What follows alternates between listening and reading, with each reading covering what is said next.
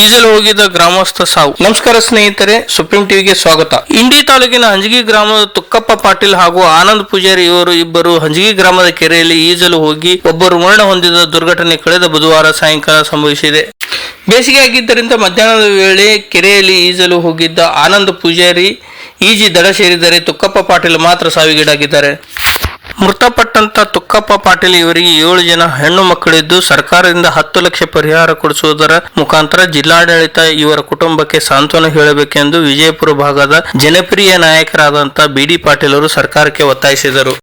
ನಿನ್ನೆ ದಿವಸ ಬುಧವಾರ 30/4/2025 ಮಧ್ಯಾಹ್ನ 2 ಗಂಟೆಗೆ ಹಂಜಿ ಗ್ರಾಮದಲ್ಲಿ ಒಂದು ಕೆರೆ ಹತ್ತಿರ ತುಕ್ಕಪ್ಪ ಪಾಟೀಲ್ ಮತ್ತು ಇನ್ನೊಬ್ಬರು ಪೂಜಾರಿ ಇವರು ಈಜಲು ಹೋಗಿರ್ತಾರೆ. ಆದರೆ ಅಲ್ಲಿ ಹೋಗಿರ್ತಕ್ಕಂಥ ವ್ಯಕ್ತಿ ಒಬ್ಬ ಹಳ್ಳಿ ಬರ್ತಾನೆ, ಇನ್ನೊಬ್ಬ ಅಲ್ಲೇ ಈಜಲು ಹೋಗಿ ಕೈತಪ್ಪಿ ಮುಳುಗಿ ಹೋಗಿರ್ತಕ್ಕಂಥ ಘಟನೆ ದುರ್ದೈವಶಾತ ಒಬ್ಬ ಪಾರಾಗಿದ್ದಾನೆ. ಇನ್ನೊಬ್ಬ ತುಕ್ಕಪ್ಪ ಪಾಟೀಲ್ ತಿಳ್ಕೊಂಡು ಆ ಶಿವ ಕೂಡ ಸಿಗ್ತಾಯಿಲ್ಲ. ಅದು ಒಂದು ಮರಣ ಹೊಂದಿರತಕ್ಕಂಥ ಘಟನೆ ಹಂಜಿ ಗ್ರಾಮದಲ್ಲಿ ನಡೆದಿದೆ. ನಿನ್ನೆ ಆತ 2 ಗಂಟೆ ಸುಮಾರಿಗೆ ಹಂಜಿ ಗ್ರಾಮಕ್ಕೆ ಈಜಲ್ಲಿ ಬಂದು ಆ ವ್ಯಕ್ತಿ ಹಂಜಿ ಗ್ರಾಮಕ್ಕೆ ಏನಂತ ಕೆರೆಯಿಂದ ಈಜಿ ಹೊಳಿ ಬಂದಿರ್ತಾನೆ. ಹೋಗಿ 6 ಗಂಟೆಗೆ ಊರಾಗ ಸುದ್ದಿ ತಿಳಿಸ್ತಾನೆ. ಅವಾಗ ಹಂಜಿ ಗ್ರಾಮಕ್ಕೆ ಗೊತ್ತಿರಲ್ಲ. 7-8 ಗಂಟೆಗೆ ಗೊತ್ತಾದಕ್ಕೆ 8 ಗಂಟೆಗೆ ಸುಮಾರು ಹಂಜಿ ಗ್ರಾಮದ ಎಲ್ಲ ಸಾವಿರಾರು ಎಲ್ಲ ಇಲ್ಲಿ ಸುತ್ತಮುತ್ತಲಿನ ಜನರು ಬಂದು ನನಗೂ ಕೂಡ 8:30 ಗಂಟೆಗೆ ಗೊತ್ತಾಯಿತು. ನಾವು ಕೂಡ ಬಂದು ಇಲ್ಲೆಲ್ಲ ಹುಡುಕಾಡಿದೆವು, ಆದರೂ ಸಿಗಲಿಲ್ಲ. ಅವಾಗ ರಾತ್ರಿ 9:30 ಗಂಟೆ ಆಗಿತ್ತು. ಸಂಬಂಧಪಟ್ಟಂಥ ನಮ್ಮ ಗ್ರಾಮೀಣ ಪೊಲೀಸ್ ಎಲ್ಲ ಅಧಿಕಾರಿಗಳಾಗಿರ್ತಕ್ಕಂಥ ನಮ್ಮ ಗೆಜ್ಜಿ ಸಾಹೇಬ್ರಿಗೆ ಮಾತಾಡಿದೆವು. ಅವರು ನಾನು ಸಿಬ್ಬಂದಿಗಳಿಗೆ ಕೊಟ್ಟು ಕಳಿಸ್ತೀನಿ ಗೌಡ ತಿಳ್ಕೊಂಡು ಇಬ್ಬರು ಪೊಲೀಸ್ ಅಧಿಕಾರಿಗಳನ್ನು ಕೊಟ್ಟು ಕಳಿಸಿದರು. ಸಂಬಂಧಪಟ್ಟಂಥ ಅಗ್ನಿಶಾಮಕ ಅಧಿಕಾರಿಗಳಿಗೆ ಕೂಡ ನಾನು ಮಾತಾಡಿದೆ. ಅವಾಗ ರಾತ್ರಿ ಕಾರ್ಯಾಚರಣೆ ಮಾಡಲಿಕ್ಕೆ ಬರೋದಿಲ್ಲ, ನಾಳೆ ಮುಂಜಾನೆ 8 ಗಂಟೆಗೆ ಬರ್ತೀವಿ ತಿಳ್ಕೊಂಡು ಆವಾಗ ರಾತ್ರಿ ಎಲ್ಲ ಕಳೀತು.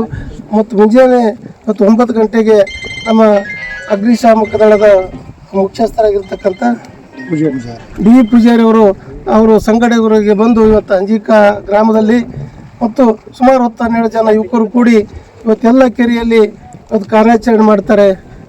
ಸಮಯ 3 ಗಂಟೆ ಆದರೂ ಕೂಡ ಆ ಶವ ಕೂಡ ಸಿಗ್ತಾ ಇಲ್ಲ. ಅಲ್ಲಿ ಅಪಾರವಾಗಿರ್ತಕ್ಕಂಥ ಎಲ್ಲ ಅಭಿಮಾನಿಗಳು ದುಃಖ ಪ್ರತರಾಗಿದ್ದಾರೆ. ನಾನು ಸಂಬಂಧಪಟ್ಟಂಥ ಇಲ್ಲಿ ತಾಲೂಕು ದಂಡಾಧಿಕಾರಿಗಳು ಕೂಡ ಮಾತಾಡಿದ್ದೇನೆ ಮತ್ತು ಸಂಬಂಧಪಟ್ಟ ಉಪವಿಭಾಗಾಧಿಕಾರಿ ಕೂಡ ಮಾತಾಡಿದ್ದೇನೆ.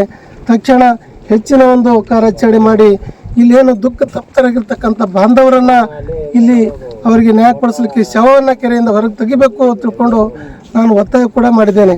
ಆದರೆ ಸಂಬಂಧಪಟ್ಟಂಥ ಅಧಿಕಾರಿಗಳು ಜಿಲ್ಲಾಧಿಕಾರಿಗಳಾಗಲಿ ಉಪಾಧಿಕಾರಿ ಕೂಡ ಇಲ್ಲಿವರೆಗೆ ಭೇಟಿಯಾಗಿಲ್ಲ. ನಾನು ತಕ್ಷಣ ಸರ್ಕಾರಕ್ಕೆ ಮನವಿ ಮಾಡ್ತೇನೆ. ಇದೇನು ಮೃತಪಟ್ಟಿರ್ತಕ್ಕಂಥ ವ್ಯಕ್ತಿ ಒಬ್ಬ ಹೊಳ್ಳಿ ಬಂದಿದ್ದಾನೆ, ಇನ್ನೊಬ್ಬ ಕೆರೆಯಲ್ಲಿ ಕೂಡ ಶವ ಕೂಡ ಸಿಗ್ತಾ ಇಲ್ಲ. ಅದು ಎಷ್ಟೋ ಕಾರ್ಯಾಚರಣೆ ಮಾಡೋದು ಕೂಡ ಅಲ್ಲಿ ಕೆರೆಯಲ್ಲಿ ಮುಳುಗಿದ್ದಾನೋ ಅಂತಕ್ಕಂಥದ್ದು ಶವ ಕೂಡ ಸಿಗ್ತಾ ಇಲ್ಲ. ಅದಕ್ಕೆ ನಾನು ಒತ್ತಾಯ ಮಾಡ್ತೇನೆ.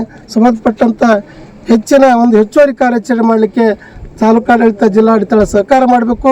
ಮತ್ತು ಈ ಮೃತಪಟ್ಟ ಕುಟುಂಬಕ್ಕೆ ಜಿಲ್ಲಾಡಳಿತ ಆಗಲಿ ತಾಲೂಕಾಡಳಿತ ಸಂಬಂಧಪಟ್ಟಂಥ ಅಧಿಕಾರಿಗಳು ಬಂದು ಅವ್ರಿಗೆ ಸಾಂತ್ವನ ಹೇಳಿ 10 ಲಕ್ಷ ರೂಪಾಯಿ ಕೂಡ ಕುಟುಂಬಕ್ಕೆ ಪರಿಹಾರ ಕೊಡಬೇಕು. ಯಾಕಂದ್ರೆ 7 ಜನ ಹೆಣ್ಣು ಮಕ್ಕಳು, 2 ಸಣ್ಣ ಮಕ್ಕಳು ಕೂಡ ಇದ್ದಾರೆ. ಬಡ ಕುಟುಂಬದಲ್ಲಿರ್ತಕ್ಕಂಥ ವ್ಯಕ್ತಿ ಈಜಲು ಹೋಗಿ ತನ್ನ ಕುಟುಂಬವನ್ನೇ ಬೀದಿ ಪಾಲಾಗಿರ್ತಕ್ಕಂಥ ಪರಿಸ್ಥಿತಿ ತಮ್ಮ ಹಂಜಿ ಗ್ರಾಮದಲ್ಲಿ ಬಂದೊದಗಿದೆ.